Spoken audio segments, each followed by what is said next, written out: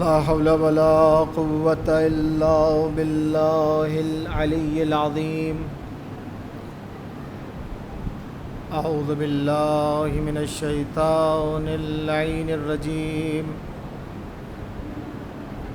بسم الله الرحمن الرحيم. الحمد لله الذي هدانا لهذا وما كنا لنهتدي لولا أن هدانا الله. لقد جاءت رسل ربنا بالحق والصلاة والسلام والتحية والإكرام على نبينا وحبيب قلوبنا وطبيب نفوسنا مولانا أبي القاسم محمد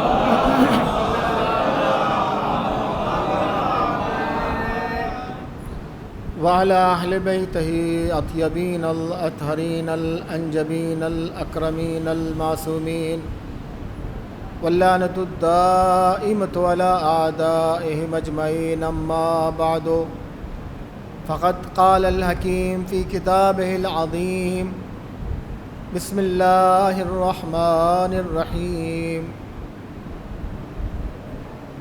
ضرب الله للذين آمنوا امرأة فرعون إذ قالت رب ابن لي عندك بيتا في الجنة ونجني من فرعون وعمله ونجني من الظالمين. صلوات پڑھیں.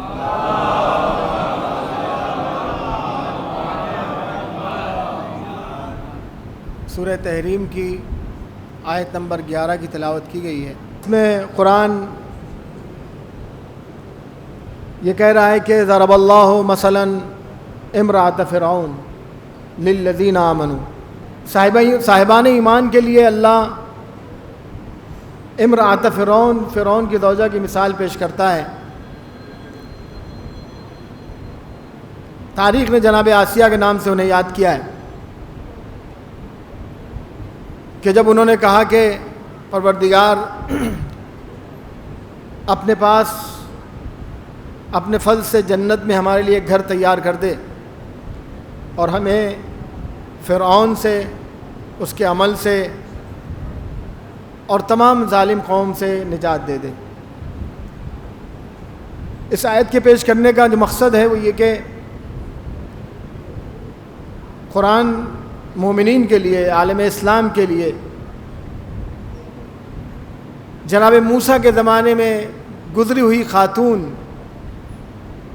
اس کو امت محمدی کے لیے آئیڈیل بنا رہا ہے. جبکہ قرآن ان کی خصوصیات یہ بیان کر رہا ہے کہ وہ فرعون کے ظلم سے تنگ آ کر انہوں نے اللہ سے اپنی موت کی دعا کی. یہ کہنا کہ جنت میں ہمارے لیے گھر تیار کر دے، فرعون کے عمل سے، فرعون سے، ظالمین سے ہمیں نجات دے دے، اس کا کیا مطلب ہے؟ اس کا مطلب موت کی تمنا. اور وہ خاتون تمام عالم اسلام کے لیے آئیڈیل بن رہی ہے. تو پھر وہ خاتون عالم اسلام کے لیے کیوں نہ آئیڈیل ہو جو بعد کربلا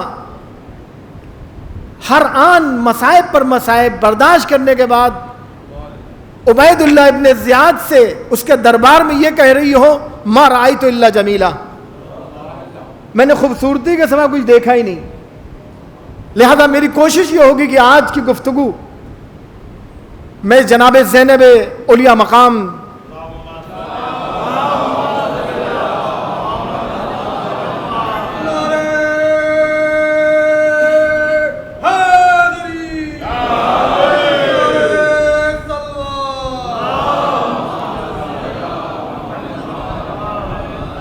جناب زینب بنت علی کے سلسلے میں ان کی چند خصوصیات جتنی بھی میں بیان کر سکتا ہوں، اس لیے کہ جناب زینب کی جو خصوصیات بعد کربلا دکھائی دیتی ہے، ظاہر سی بات ہے کہ جناب زینب کی زندگی، اگرچہ جناب زینب اس شخصیت کا نام ہے جس نے 7 معصوموں کے ساتھ زندگی گزاری ہے، پیغمبر اکرم سے لے کر امام محمد باقر تک.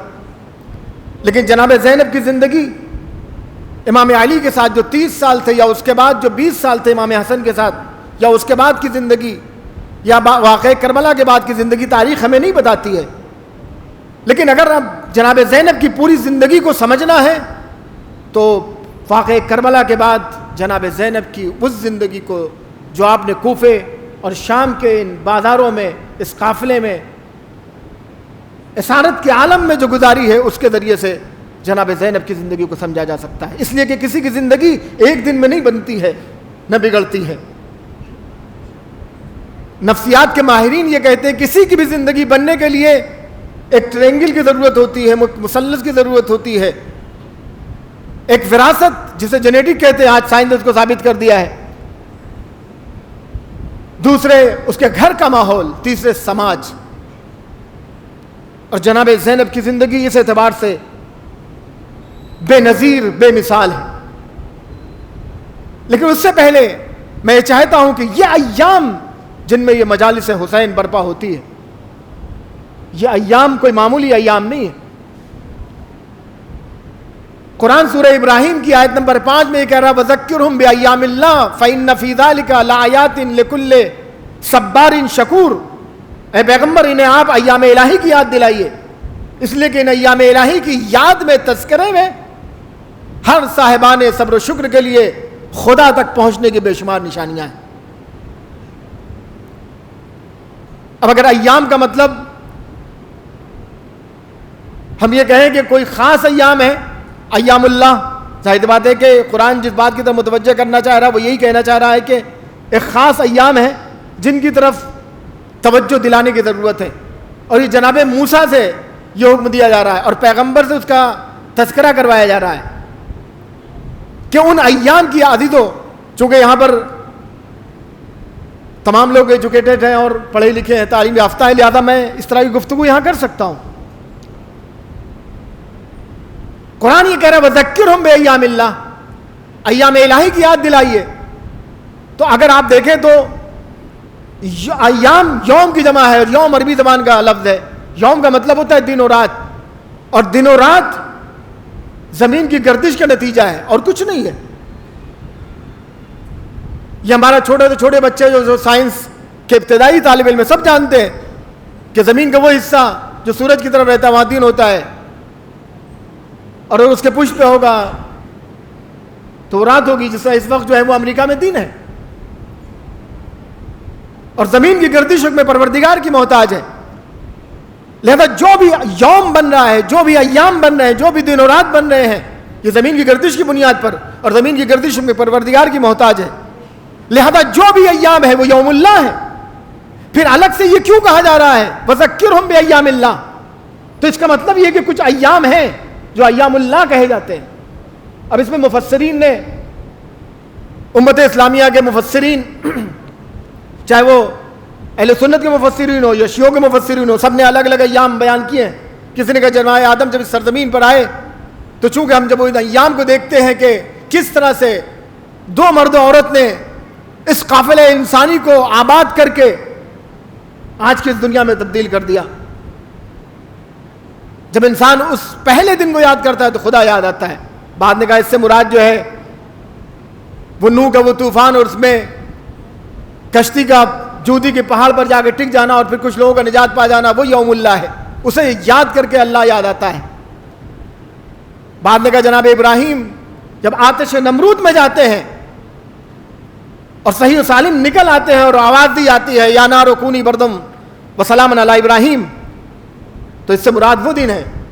بعد نے کہا کہ جناب موسیٰ جب بنی اسرائیل کو لے کر راتوں رات فرعون سے نجات پانے کے لیے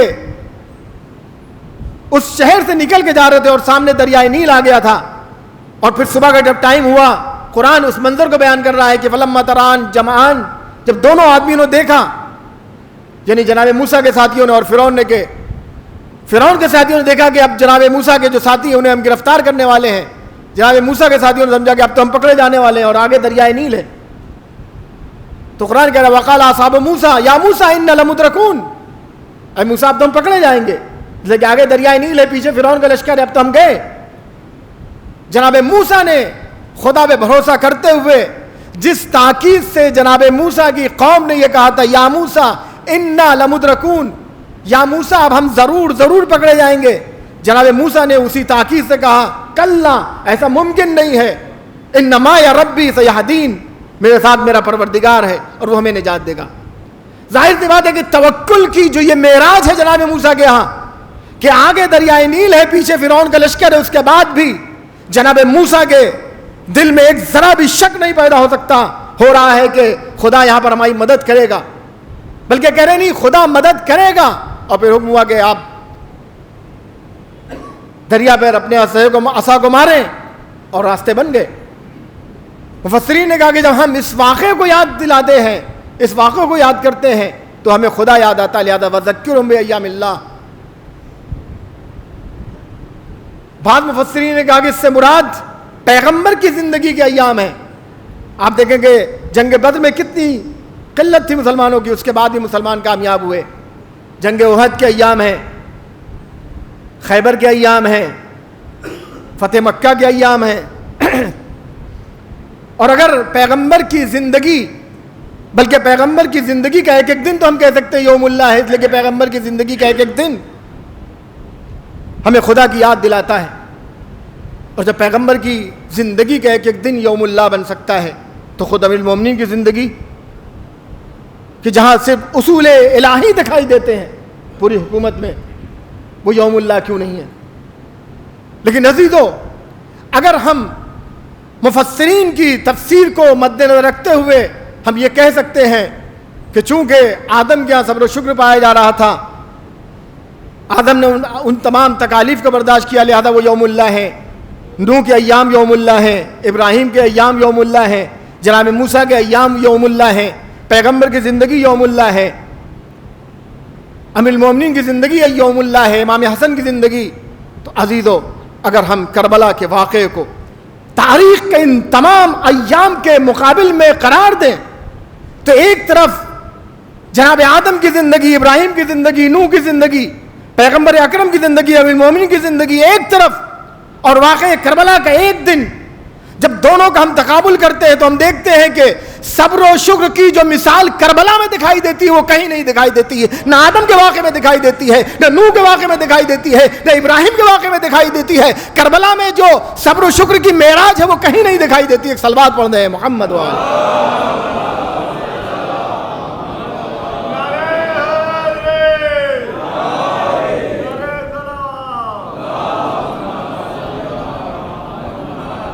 اسی لیے امام خمینی نے ایک عظیم جملہ فرمایا کہ یہ محرم و سفر کے ایام ہیں جنہوں نے اسلام کو زندہ رکھا ہے. یہ مجالس معمولی مجالس نہیں ہے, یہ مجالس ہمیں خدا تک پہنچاتی ہیں. یہ ماہ سفر کے ایام, یہ محرم کے ایام, یہ ایام اعزاں اگر ذکرہم بایام اللہ کا مصداق ہے تو ہمیں خدا تک پہنچاتے ہیں. عزیزو, اگر ہم مجالس میں آتے ہیں اور خدا سے نہیں جڑ پاتے ہیں تو ہمیں سوچنا چاہیے, تجزیہ کرنا چاہیے کہ ہم مجلس میں جس طرح شرکت کرنا چاہیے کیا ہم کر رہے ہیں, نہیں کر رہے ہیں. مجالس کو جس طرح برپا کرنا چاہیے ہم کر رہے ہیں, نہیں کر رہے ہیں. یہ بڑے عظیم ایام ہیں. لہذا ضروری ہے کہ ہم ان ایام کو یاد کریں, اور اس ایام کو یاد کرنے کے لیے, اس ایام کو برپا کرنے کے لیے, اس ایام کو مثالی بنانے کے لیے واقعہ کربلا کے ایک دن کے واقعے کو ہماری تاریخ پر مشتمل کرنے کے لیے, مسلط کرنے کے لیے امام حسین اپنے ساتھ اپنی بہن جناب زینب اولیاء مقام کو لے کر آئے تھے. اور جناب زینب نے امام حسین کے بعد امامت کی ذمہ داری سنبھالی تھی. بڑی ذمہ داری سے کہہ رہا ہوں, امامت اور رہنمائی کی ذمہ داری سنبھالی تھی. دیکھیے, کوئی بھی پیشوا, کوئی بھی حاکم اگر نارمل حالات ہوں تو اس کی صلاحیتیں سامنے نہیں آتی ہیں. ایک باپ ہے, گھر کو چلا رہا ہے, لیکن اگر حالات خراب ہوں, گھر کے باہر کا ماحول خراب ہو, رات میں کوئی گھر پہ حملہ کر دے, آگ لگ جائے, اور پھر دیکھا جائے اس کا سکون کیسا ہے, تو سمجھ میں آئے گا یہ باپ آئیڈیل ہے. ہنگامی حالات ایک شہر کا، ایک ملک کا جو حاکم ہے، جو سربراہ ہے، عام حالات میں حکومت کرنا آسان ہے. یہی وجہ ہے کہ آپ دیکھیں کہ امیر المومنین علیہ الصلوۃ والسلام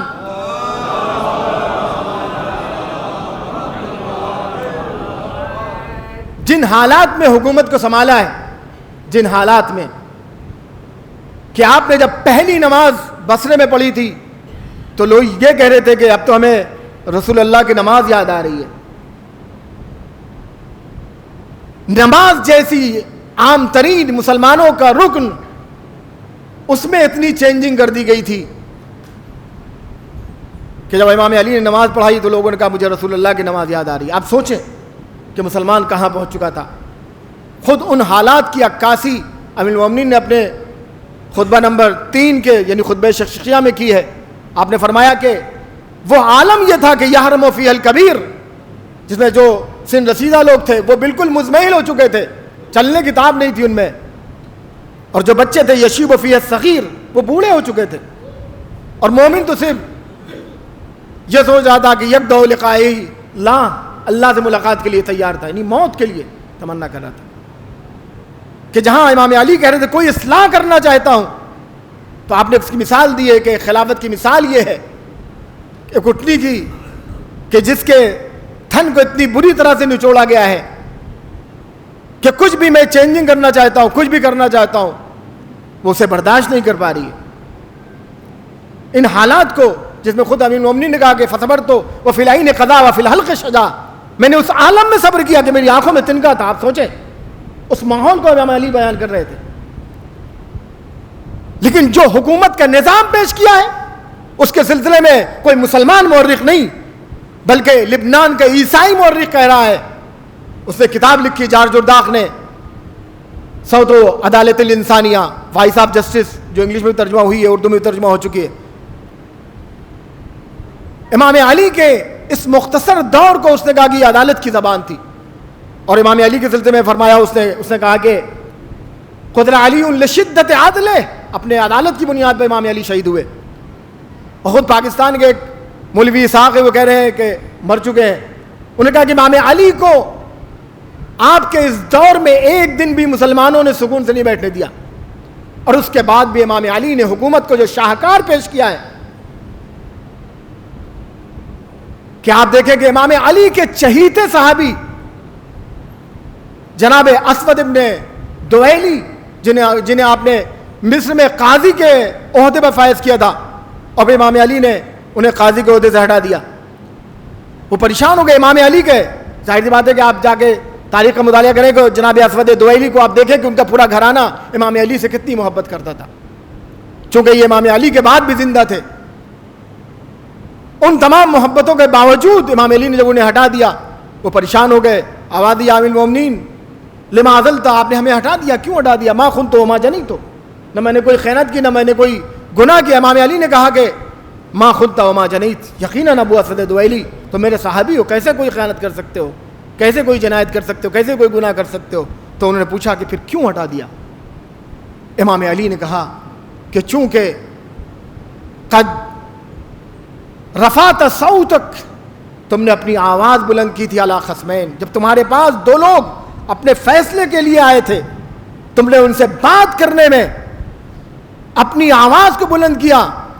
اس بنیاد پر ممکن تھا کہ آنے والا اپنی بات کو صحیح طور سے تمہارے سامنے نہ پیش کر سکتا، اور تمہیں فیصلہ کرنے میں تم صحیح فیصلے تک نہ پہنچ پاتے. لہذا تمہاری آواز جو بلند ہوئی ہے، لما رفعت صوتک، تم نے چونکہ اپنی آواز بلند کی لہذا ہم نے ہٹا دیا. اسی لیے جارج ارداق کا یہ جملہ مجھے یاد آتا ہے. وہ یہ کہتا ہے کہ زمانہ تیرا کیا بگڑ جاتا اگر تو آج کے دور کو بھی علی جیسی شخصیت دے دیتی. تو امام علی نے ان حالات میں حکومت کے ایسے معیار قائم کیے ہیں. اس طرح کے بے شمار حضرت علی کی زندگی میں واقعات ہیں. میں نے صرف اس ربط کے لیے کہ آپ دیکھیں کہ جناب زینب اولیاء مقام نے جو بنت علی، ظاہر سی بات ہے کہ میں نے بھی کہا کہ علماء نفسیات کہتے ہیں کہ کسی بھی کی شخصیت میں 3 چیزیں مؤثر ہوا کرتی ہیں: وراثت، اور تربیت اور ماحول، جینیٹک، امام علی کی عدالت، امام علی کا یہ طرز امامت، رہنمائی جناب زینب نے دیکھا تھا۔ تربیت کے لیے پیغمبر اکرم سے لے کر اس لے کے کربلا میں جناب زینب اولیاء مقام کی جو ایج تھی، ظاہر بات ہے کہ امام حسین سے 2 سال چھوٹی تھی، لہذا یا 1 سال چھوٹی تھی، لہذا امام حسین کی اگر 56-57 سال تھی تو جناب زینب کی جو ایج تھی، جو عمر تھی، سن مبارک تھا، وہ 55-56 سال تھا۔ لہذا آپ کی تربیت میں خود پیغمبر اکرم کا رول تھا، کردار تھا، امام علی، حضرت زہرا، اور اس بنیاد پر امام حسین نے اپنے بعد جناب زینب کو اس کربلا کی تحریک کی امامت سونپی تھی، جس تحریک کے کاندھوں پر قیامت تک کے لیے قرآن کی آبرو، کعبے کی عزت، اسلام کے تمام مفاہیم، سب کا دار و مدار اس تحریک پہ تھا، اور اس تحریک کی امامت جناب زینب اولیاء مقام نے انجام دی۔ کس عالم میں جناب زینب نے، آسان نہیں ہے، شاید اس وقت کے بڑے سے بڑے مورخین، بڑے سے بڑے نبادان زمانہ یہ سمجھتے رہے ہوں کہ یہ بیوہ خواتین، یہ لاوارث خواتین، یہ روتے روتے ایک دن چپ ہو جائیں گی، ان کے گلے خشک ہو جائیں گے، ایک بیمار ہے وہ اپنی بیماری سے تاب لڑا کر وہ بھی دنیا سے چلا جائے گا۔ اب اسلام نہیں بچنے والا ہے، اب ہم کامیاب ہو چکے ہیں، لیکن انہیں کیا پتا تھا کہ امام حسین نے اپنے بعد جسے امامت سونپی تھی وہ کسی معمولی شخصیت کا نام نہیں ہے، وہ علی کی لاڈلی زینب اولیاء مقام۔ جناب زینب کے کردار کا اگر ہم مطالعہ کرتے ہیں تو جناب زینب کی جو پہلی خصوصیت، عزیز و بہت توجہ، پہلی خصوصیت جو واقعہ کربلا کے بعد دکھائی دیتی ہے وہ خدا پر ایمان ہے۔ اگر نارمل حالات ہو تو خدا کو سبھی یاد رکھ لیتے ہیں، لیکن آپ سوچیں کہ جناب زینب کے لیے امام حسین کی شہادت کے بعد مر جانا آسان تھا، زندہ رہنا مشکل تھا، لیکن جناب زینب نے نہ یہ کہ صرف زندہ رہیں بلکہ بے شمار زندگیوں کی حفاظت کی۔ اگر جناب آسیہ نے جناب موسیٰ کی حفاظت کی تھی تو جناب زینب نے سید سجاد کی حفاظت کی، امامت کی حفاظت کی۔ میں نے کہا کہ جناب زینب خدا پر یقین کے سلسلے میں آپ کا جو پہلا قدم سامنے آتا ہے کہ آپ جب واقعہ کربلا کے بعد عصر عاشور جب شہداء کے جنازوں کے درمیان جاتی ہیں تو آپ نے پہلی چیز کیا فرمائی؟ آپ نے کہا ربنا تقبل منا ھذا القربان، پروردگار ہماری اس قربانی کو قبول فرما۔ اب سوچیں کہ ان حالات میں جہاں بھائی کا لاشا ہو، بھتیجوں کا، آغوش میں کھیلے ہوئے افراد کا، بیٹوں کا، ان حالات میں خدا یاد آ رہا ہے، اور ان پاکیزہ شہادتوں کے لیے جناب زینب کہنی ربنا تقبل منا ھذا القربان۔ اگر آپ قرآن کا مطالعہ کریں، جو لوگ قرآن کا مطالعہ کرتے ہیں وہ جانتے ہیں کہ جناب زینب کا یہ عمل نبیوں کے عمل سے ملتا ہوا دکھائی دیتا ہے۔ جناب ابراہیم اور جناب اسماعیل نے جب خانہ کعبہ کی تعمیر کی تھی، قرآن کہہ رہا وَإِذْ يَرْفَعُ إِبْرَاهِيمُ وَإِسْمَاعِيلُ اِذْ يَرْفَعُ إِبْرَاهِيمُ، جب ابراہیم جو ہیں وہ بلند کر رہے تھے خانہ کعبہ کی دیواروں کو، اور جناب اسماعیل، اور جب بلند کر چکے تو انہوں نے کیا فرمایا؟ ربنا تقبل منا انک انت السمیع العلیم، پروردگار ہمارے اس عمل کو قبول فرما۔ عزیزو، جناب زینب کی زندگی کا ہم مطالعہ کیوں کرتے ہیں؟ تاکہ جناب زینب کی زندگی سے ہم اپنی زندگی کو منور کریں، روشن کریں۔ جناب زینب کا یہ پیغام کہ دیکھو عمل کے بعد سے مطمئن ہو جانا نہیں ہے۔ عزیزو، امام حسین کی شہادت سے پاکیزہ کوئی عمل ہو سکتا ہے؟ جناب ابراہیم کا یہ عمل جو حکم پروردگار سے انجام پا رہا تھا، اس سے بہتر کوئی عمل ہو سکتا ہے؟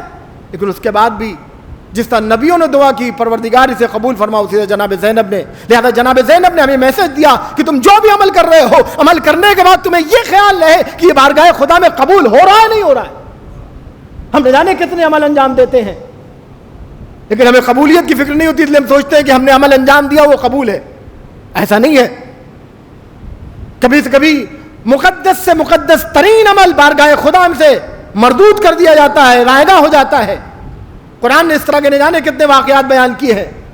آپ دیکھیں کہ مدینے میں مسلمانوں نے، پیغمبر کے ماننے والوں نے، بلکہ میں کہوں حدیث کی زبانی کہ وہ افراد جنہیں آج کے مسلمان اپنے لیے اصحابی کلہم عدول سمجھتے ہیں کہ میرے تمام اصحاب عادل ہیں، جنہیں کہتے ہیں کہ اصحابی کالنجوم بیئیہم اقتدیتم اہتدیتم، اس کا انہیں تمغہ پہناتے ہیں کہ تمام کے تمام ستارے ہیں جس کی بھی اقتدا کرو گے، ان کے عمل کے سلسلے میں قرآن کہہ رہا ہے کہ مدینے کے وہ لوگ مسجد بناتے ہیں، اور قرآن اسے مسجد صرف نہیں کہتا ہے، بس اسے کہتا ہے مسجد زرار۔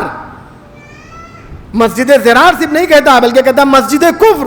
آپ سوچیں مسجد، اللہ کا سجدہ، اسے قرآن کہہ رہا ہے مسجد کفر۔ مسجد تفریق، مسلمانوں کے درمیان اختلاف پیدا کرنے کی سبب۔ مسجد جہاں اللہ کی بات کی جائے، پیغمبر کی بات کی جائے، اسے قرآن کہہ رہا ہے مسجد ارصادن لمن حارب اللہ ورسولہ۔ یعنی عمل کرنے کے بعد عمل کتنا بھی مقدس ہو، اس کے پیچھے جو روح ہے، قبولیت اس روح کی بنیاد پر ہے۔ لہذا قرآن نے کہا والذین اتخذوا مسجدا ضرارا وکفرا وتفریقا بین المؤمنین وارصادا لمن حارب اللہ ورسولہ۔ جو لوگ مسجد بناتے ہیں مسلمانوں کو نقصان پہنچانے کے لیے، اللہ کا انکار کرنے کے لیے، اللہ اکبر، مسجد اللہ کا انکار کرنے کے لیے، اللہ کے خلاف بغاوت، علم بغاوت بلند کرنے کے لیے، لہذا مسجد جیسے مقدس ترین جگہ پر بھی اللہ اپنے پیغمبر سے کہہ رہا فلا تقم فیہ ابدا، پیغمبر آپ اس مسجد میں کبھی قدم نہ رکھیے گا، نماز نہ پڑھیے گا۔ لہذا عمل کتنا مقدس ہے یہ معیار نہیں ہے، بارگاہ نگاہ قدرت میں قبول ہے یا نہیں قبول ہے۔ جناب زینب ہمیں یہ درس دیتی۔ لہذا امام جعفر صادق علیہ السلام فرماتے ہیں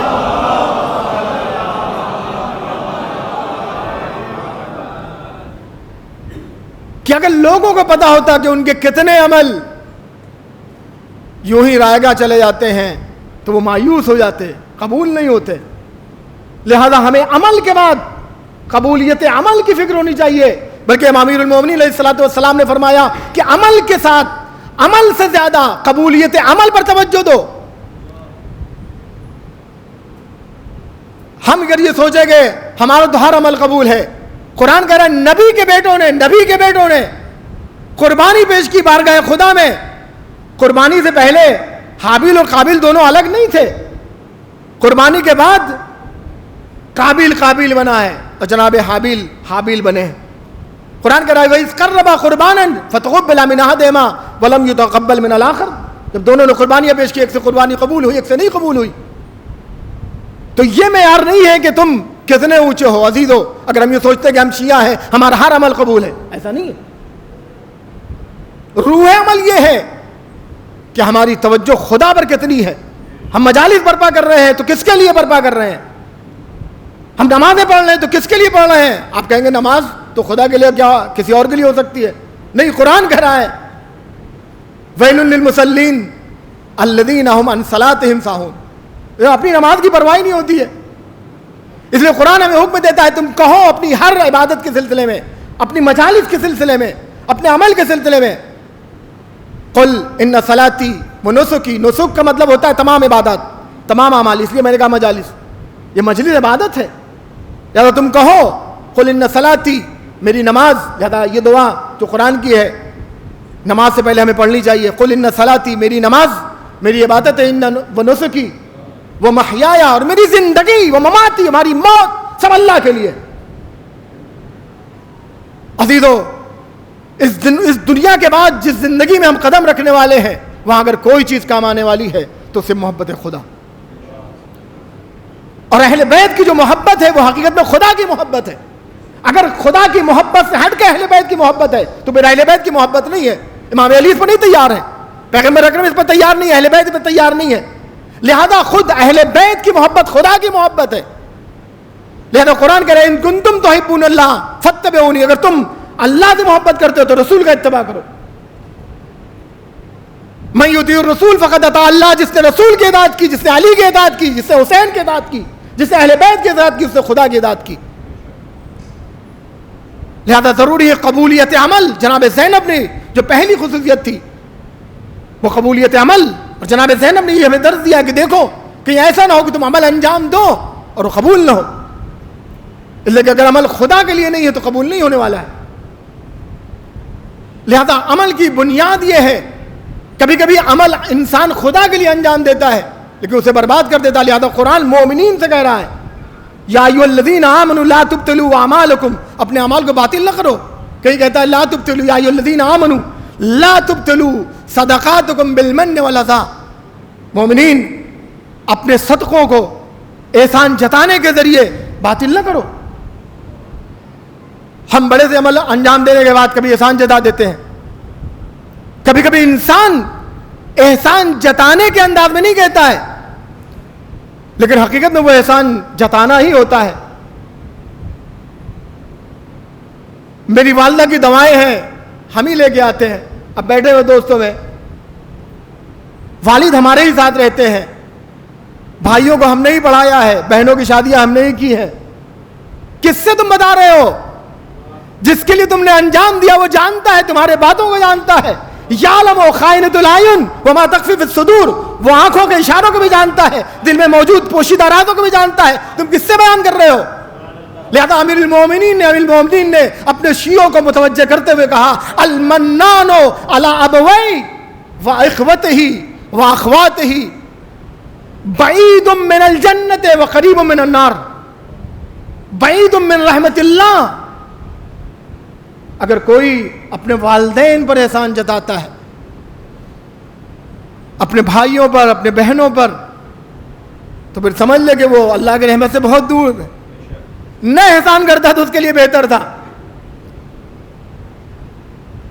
لہذا ضرورت ہے کہ ہم دیکھیں کہ ہمارے اعمال باطل کس سے ہوتے ہیں. لہذا احسان جتانے کے ذریعے, اور اگر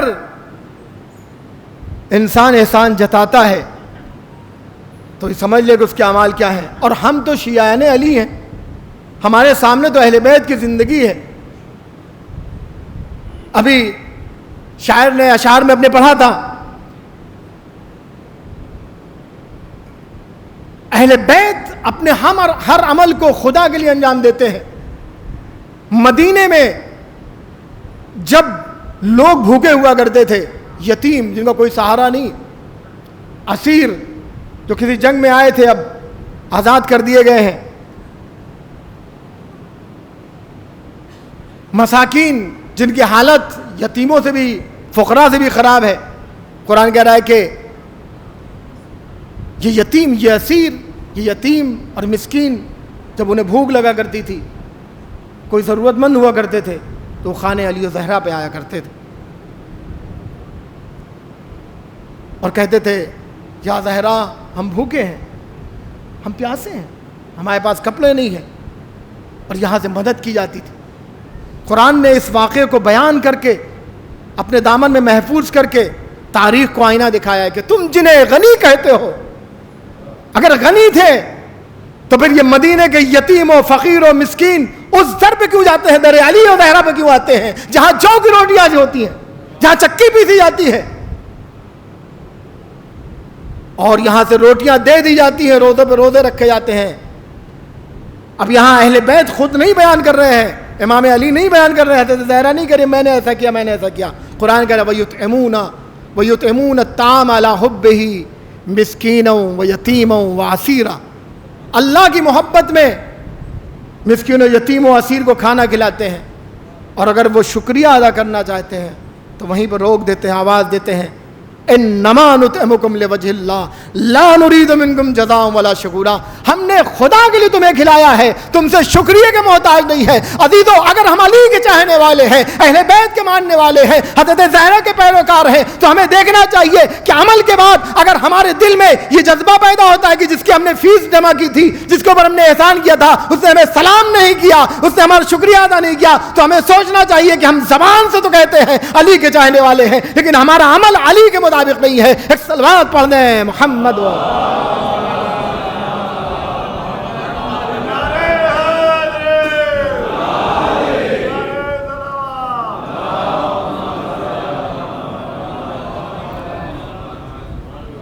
لہذا کبھی کبھی احسان جتانے کے لیے, کبھی تقوی کی کمی, قرآن کہہ رہا ہے انما یتقبل اللہ من المتقین, اللہ سے متقین کے عمل کو قبول کرتا ہے. کبھی کبھی انسان بہت سی کوششیں کرتا ہے, جیسا کہ پھر یہاں پر میں اشارہ کروں گا, جناب عامر صاحب نے جو شعر پڑھے تھے کہ اہل بیت کے سے ہٹ کر اگر آپ قرآن سمجھیں گے, البتہ اس کا یہ مطلب نہیں ہے کہ ہم پھر قرآن نہ پڑھیں اور پھر روایات میں جائیں, نہیں. حضرت علی نے خود فرمایا ہے القرآن یفسر بعضہ بعضا, قرآن کی بعض آیتیں دوسری بعض آیتوں کی تفسیر کرتی ہیں.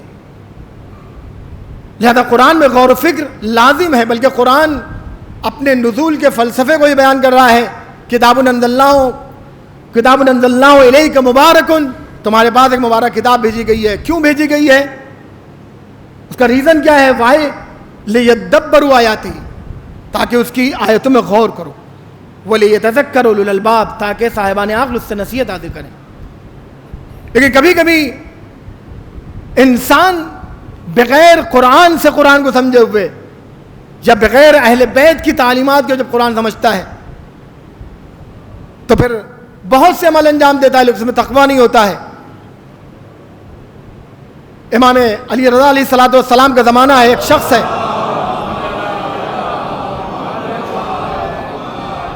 جو بہت زیادہ انفاق کرتا ہے, راہ خدا میں خرچ کرتا ہے, لوگوں کی مدد کرتا ہے. امام رضا کو جب معلوم ہوا تو امام نے کہا دیکھیں کہ کون شخص ہے. اب امام آئے, چونکہ امام ہے ظاہر بات ہے فکری رہنمائی کرنی ہے.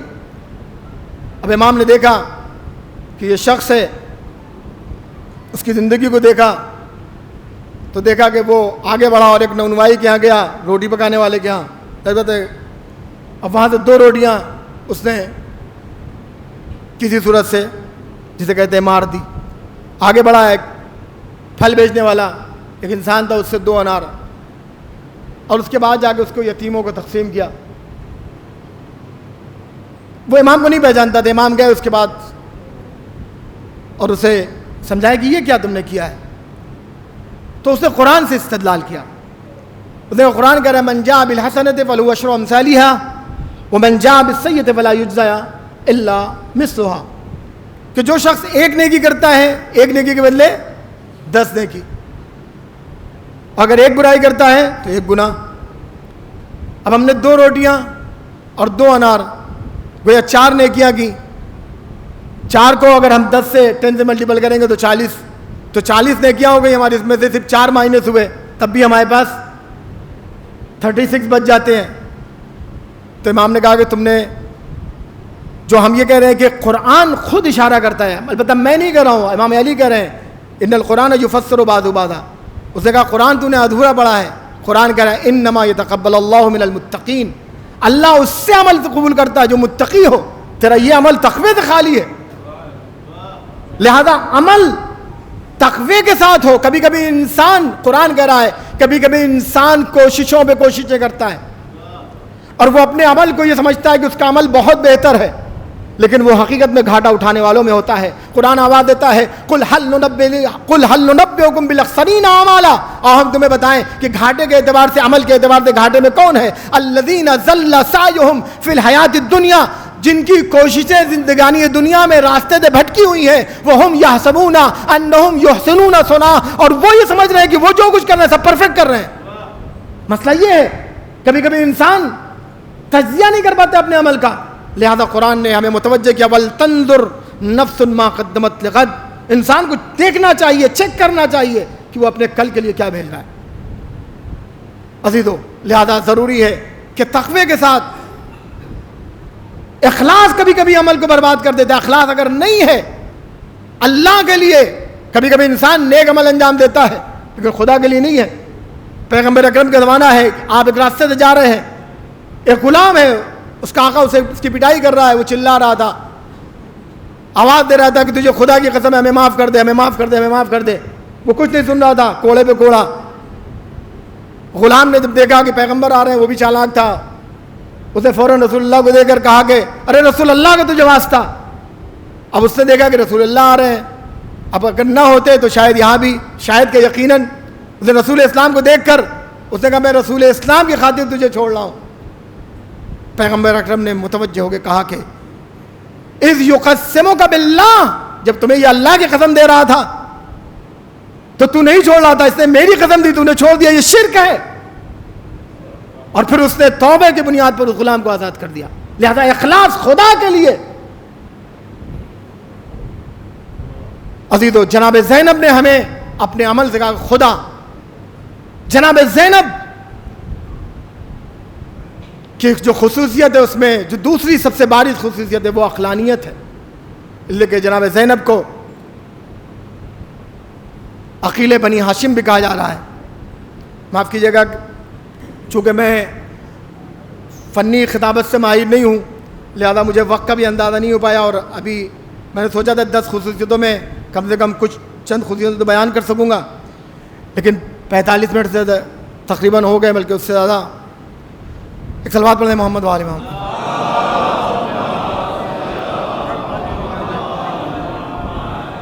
ایک اس سے بہتر صلوات پڑھیں محمد و آل محمد.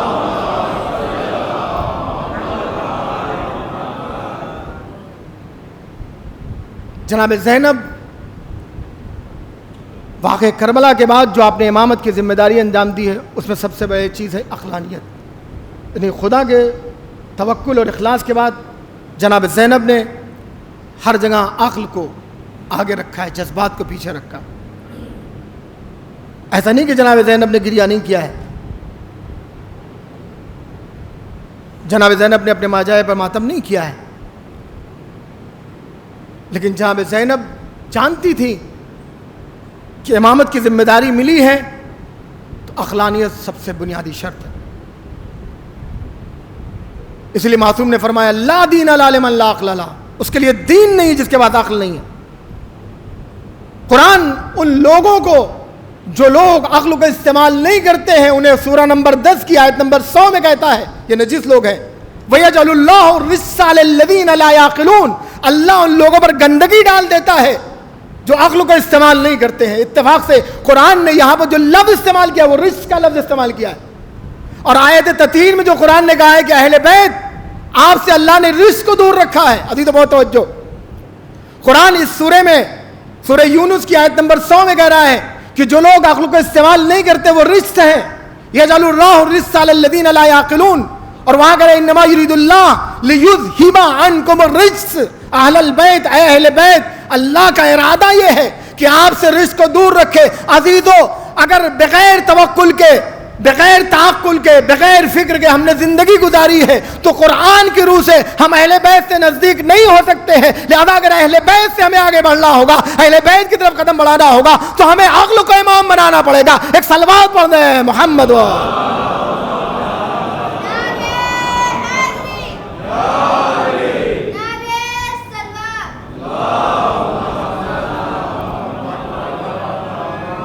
لہذا جو لوگ عقل کا استعمال نہیں کرتے ان کے لیے امیر المومنین بڑے تعجب سے کہتے ہیں ما لی ارا الناس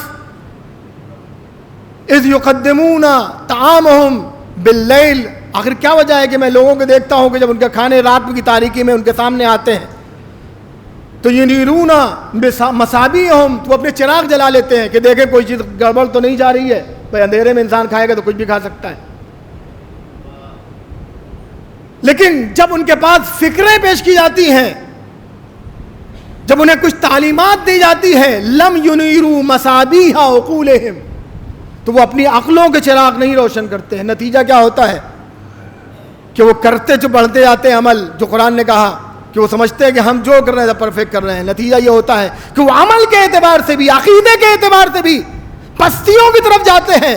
لہذا ہمیں دیکھنا چاہیے. میں خود اپنے سلسلے میں کہہ رہا ہوں کہ اگر میں کوئی بات یہاں بیان کر رہا ہوں تو آپ یہ نہ دیکھیے, میرے امامے کو نہ دیکھیے, میرے لباس کو نہ دیکھیے, اس منبر کو نہ دیکھیے, اس مائک کو نہ دیکھیے, اس بارگاہ کو نہ دیکھیے, بلکہ میں کیا کہہ رہا ہوں. اس لیے خود امیر المومنین نے یہ ہمیں درس دیا ہے کہ دیکھو یہ کیا کہہ رہا ہے, یہ نہ دیکھو کون کہہ رہا ہے. اور آپ کے پاس جب جنگ جمل میں حارث ابن حوت, جو آپ کے زمانے میں آپ کا صحابی ہے, وہ آتا ہے اور کہتا ہے کہ مولا کائنات یا امیر المومنین, ہمیں سمجھ میں نہیں آ رہا ہے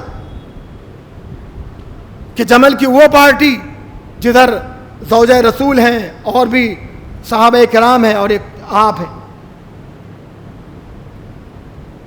کون حق پہ ہے, ہماری سمجھ میں نہیں آ رہا ہے. تو امیر المومنین فرماتے ہیں, اور اس واقعے کو مصر یونیورسٹی کے گزشتہ وائس چانسلر, جو میرا خیال ہے 50 سال پہلے یا اس سے زیادہ پہلے گزرے ہیں,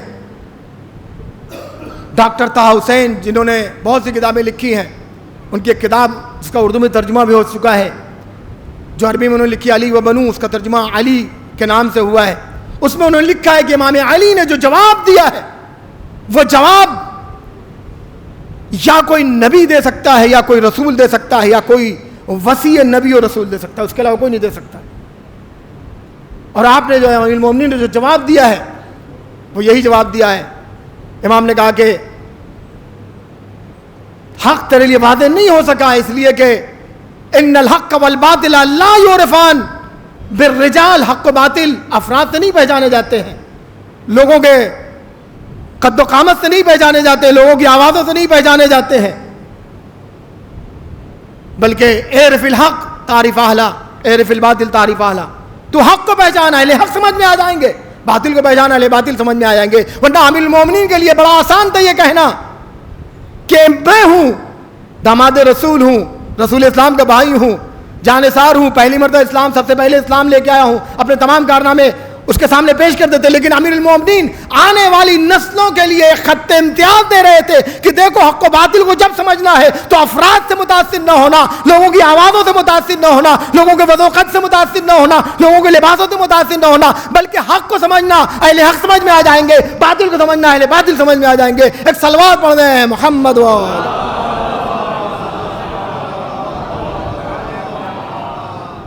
بہرحال جناب زینب نے عقلانیت کو سب سے آگے رکھا ہے, اور اسی مرحلے کے لیے امام حسین جناب زینب کو لے کے بھی آئے تھے. آیت اللہ آیتی جو 100 سال پہلے ایران کے عالم گزرے ہیں, انہوں نے کہا کہ بڑی خوبصورت بات کہی ہے کہ بنی امیہ کی جو سب سے بڑی غلطی تھی وہ یہی تھی کہ انہوں نے امام حسین کی شہادت کے بعد نبی زادیوں کو جو اسیر کیا اور پھر انہیں کوفہ اور شام لے کے گئے, اور خود امام حسین کا یہی مقصد تھا. عزیزو, آپ دیکھیں کہ امیر المومنین کی جو شہادت واقع ہوتی ہے خود ان کے خلافت کے زمانے میں واقع ہوتی ہے, لیکن اس کے پیچھے کس کا ہاتھ تھا آج تک مورخین اس میں شجدر و پریشان ہے کہ کس کا ہاتھ تھا. پیغمبر کو کس نے زہر دیا, امام حسن کو کس نے زہر دیا, ساری واقعات. اور یہاں تو حکومت بھی دوسروں کی تھی, اور کیسی حکومت تھی, لیکن کیسا عظیم انتظام تھا, اور جناب زینب کا کیسا عظیم انتخاب تھا کہ واقعہ کربلا کے ایک ایک واقعے کو, ایک چھوٹے چھوٹے واقعے کو, ایک ایک زخم کو تاریخ اپنے دامن میں سمیٹے ہوئے. یہ جناب زینب کی عظیم کارنامہ ہے, یہ جناب زینب کی عظیم امامت ہے. آپ نے جو کوفے میں جو خطبہ دیا ہے وہ بڑا شاہکار خطبہ ہے. ایسا نہیں کہ پہلے سے وہ کوئی تیاری تھی, نہیں, بالکل اسی طرح خطبہ تھا جس طرح سے جناب فاطمہ الزہرا نے باغ فدق میں باغ فدق کے لیے دربار خلافت میں خطبہ دیا تھا. جناب زینب مجموعہ عقلانیت ہے, اور جناب زینب نے, عزیزو مجھے پڑھنا تو اور تھا لیکن بس میں مصائب کی طرف آ رہا ہوں کہ جناب زینب نے جو قربانیاں پیش کی ہیں اس میں جناب زینب کا ایثار, جو آپ کی خصوصیت ہے ایثار کے سلسلے میں امام زین العابدین علیہ الصلوۃ والسلام فرماتے ہیں کہ جب کھانا آتا تھا تو جناب زینب خواتین میں اسے تقسیم کر دیا جاتا، اتنا کم آتا تھا کہ ایک دن آپ نے امام نے پوچھا کہ پھوپھی جان آپ بیٹھ کے نماز پڑھ لی ہیں؟ یہ جناب ایثار، جناب زینب کا ایثار تھا. یوسرون علی انفسہم ولو کان بہم خصاصہ، وہ لوگ اپنے پر دوسروں کو مقدم کرتے چاہے انہیں تکلیف کتنی ہی پہنچے. اس آیت کا مصداق جناب زینب اولیاء مقام کی زندگی. جناب زینب، اور خدا پر ایمان کی بات ہو تو ایک شب بھی جناب زینب کی نماز قضا نہیں ہوئی، نماز شب قضا نہیں ہوئی ہے، نماز شب. ایسے نہیں کہ معصوم فرما رہا ہے یا اختہ لا تنسینی فی صلاۃ اللیل، اے میری بہن مجھے نماز شب میں نہ بولنا. سفر میں جناب زینب نماز شب پڑھتی ہے. جناب زینب کا ایثار بڑا عظیم ایثار تھا. یقیناً کربلا میں جو خواتین آئی تھیں سب نے قربانیاں پیش کی تھیں. اگر رباب نے ششماہے کو پیش کیا تھا تو ام لیلہ نے علی اکبر کو، ام فروہ نے جناب قاسم کو، سبھی خواتین نے اپنی اپنی قربانیاں، ام وہب نے وہب کلبی کو پیش کیا تھا. لیکن جہاں کربلا میں آئی ہوئی خواتین امام حسین پر اپنے گود کے پالوں کو، اپنے جیالوں کو، اپنے بچوں کو، اپنے فرزندوں کو پیش کر رہی تھیں، اپنے وارثوں کو پیش کر رہی تھیں، جناب زینب نے اپنے بچوں کو پیش کرنے کے ساتھ ساتھ اپنی مامتا کو بھی حسین میں قربان کر دیا. کوئی تاریخ نہیں بتاتی کہ جناب زینب جب اون و محمد کے جنازے خیمے میں آئے تھے تو جناب زینب خیمے سے باہر بھی قدم جناب زینب نے نکالے، لیکن علی اکبر کا جنازہ آیا تو مقتل تک پہنچ گئی. جناب قاسم کا جنازہ آیا تو خیمے سے باہر نکلی. جناب زینب اون و محمد پر ایک ذرہ جناب زینب نے گریہ نہیں کیا، بلکہ جب اون و محمد کے جنازے آئے جناب زینب نے سجدہ شکر میں سر رکھ لیا، ربنا تقبل ھذا القربان. آپ اگر تاریخ کا مطالعہ کریں، تاریخ کے مطالعے کے ذریعے، تاریخ کے صفحات کے ذریعے اگر شب عاشور کے سناٹوں کو جا کے دیکھیں تو جناب زینب جہاں ہر ماں اپنے بچے کے پاس تھی اور یہ کہہ رہی تھی کہ ان کو قربانی پیش کرنی ہے، جناب زینب کو اگر آپ تلاش کریں گے تو یا وہ سید سجاد کے خیمے میں دکھائی دیں گی، یا امام حسین کے پاس دکھائی دیں گی، یا علی اکبر کے پاس دکھائی دیں گی. اون و محمد کے پاس نہیں. اگر کبھی اون و محمد کے پاس گئی تو یہی آواز دی کہ مامو جان پر قربانی پیش کر دینی. شام غریبہ کے سناٹے میں جناب زینب کی اگر سسکیوں کو آپ تلاش کریں گے تو جناب زینب کی سسکیوں میں حسین پر گریہ تو دکھائی دے گا، علی اکبر پر گریہ تو دکھائی دے گا، لیکن اون و محمد پر گریہ نہیں دکھائی. جناب زینب نے اپنی مامتا کو قربان کیا ہے اور کوفے کے دربار و شام، اور پھر وہاں سے شام کے دربار یزید کے دربار میں، اور پھر شام کے قید خانے میں کہیں بھی جناب زینب اپنے بچوں پر گریہ نہیں کرتی ہیں. اور جب یہ قافلہ شام سے چھٹ کے جانے لگا ہے اور یزید نے کہا کہ آپ کو اب جانے کی اجازت ہے، تو جناب زینب نے وہیں فرش ادا قائم کر کے امام حسین کی تحریک کو کامیاب بنایا. اور جب تبرکات شہداء آئے تو تمام بیویوں نے گریہ کرنا شروع کیا. علی اکبر کے تبرکات آئے، ام لیلہ نے گریہ کیا. قاسم کے تبرکات آئے، ام فروہ نے گریہ کیا. امام حسین کے تبرکات آئے، تمام بیویوں نے گریہ کیا. علی اصغر کے تبرکات آئے، ام رباب نے گریہ کیا. اون محمد کے تبرکات آئے، کوئی گریہ نہیں کرنے والا تھا. شام کی بیویوں نے کہا لگتا ہے کہ ان بچوں کی ماں اب اس دنیا میں نہیں رہی. ایک بار جناب زینب نے کہا ارے بیویوں یہ نہ کہو ان کی بچوں کی دکھیاری ماں، ارے زینب زندہ ہے لیکن تم خود بتاؤ کہ میں اپنے علی اکبر پہ گریہ کروں، قاسم پہ گریہ کروں، حسین پہ گریہ کروں، یا علی اکبر اپنے بچوں پہ گریہ کروں. یہی وجہ ہے کہ جناب زینب جب کربلا آئی تو وہاں بھی اپنے کو امام حسین کے قبر پر گرا دیا. جناب زینب نے یہاں بھی حسین پہ گریہ کیا، یہاں بھی علی اکبر پہ گریہ کیا، جناب قاسم پہ گریہ کیا. اون محمد محمد پہ گریہ نہ کیا، لیکن ہاں جب جناب زینب یہ دکھیاری ماں مدینے واپس جاتی ہے، ارے عبداللہ کے گھر میں پہنچتی ہے، ایک مرتبہ ارے انہوں محمد کے کمروں کو دیکھا، بستر کو دیکھا، آواز دی، اے میرے بچوں، ارے تم سے یہ ماں شرمندہ ہے، ہر تم پر گریہ نہ کر سکی، لیکن ہاں اب زینب ہے تم پر گریہ کرے گی، واہ محمدہ واہ علیہ،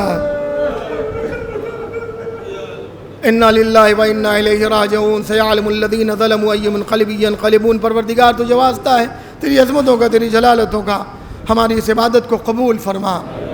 پروردگار تجھے واسطہ ہے تیری عظمتوں کا، تیری جلالتوں کا، ہمیں توفیق دے کہ ہم اپنے ہر عمل کے بعد تجھ سے یہ دعا کریں کہ پروردگار ہمارے ان اعمال کو قبول فرما۔ پروردگار تجھے واسطہ ہے تیری عظمتوں کا، تیری جلالتوں کا، ان آوازوں پر، ان آنسوؤں پر جو غم حسین میں بہائے گئے ہیں، ان آنکھوں پر قیامت کے دن رحمت نازل فرما۔ پروردگار ہمارے بزرگوں کا سایہ ہمارے سروں پر باقی رکھ۔ پروردگار اس فرش پر جو لوگ گزشتہ سال آتے رہے ہیں، اب انہیں موت نے موقع نہیں دیا ہے، ان کی روحوں پر اپنی رحمت کو نازل فرما۔ پروردگار تجھے واسطہ ہے تیری عظمتوں کا، تیری جلالتوں کا، ہمیں واقعی طور سے امام حسین کو، پیغام کو سمجھنے میں، فرش عزا کے مقصد کو سمجھنے میں ہمیں اس کی توفیق دے، اور جس طرح سے ہمارے آبا و اجداد نے اس فرش عزا کو ہم تک پہنچایا ہے، ہم آنے والی نسلوں تک اس کی روح عزا کے ساتھ ان کے حوالے کر سکیں۔ پروردگار تجھے واسطہ ہے تیری عظمتوں کو، تیری جلالتوں کا، امام زمانہ کا جلد سے جلد ظہور ہو اور ان کے ناصری میں ہمیں شمار فرما۔ پروردگار وہ لوگ جو اربعین کے لیے کربلا گئے ہوئے ہیں، انہیں صحت و سلامتی کے ساتھ ان کے وطن، ان کے گھر واپس پہنچا۔ ربنا تقبل منا انک انت السمیع العلیم۔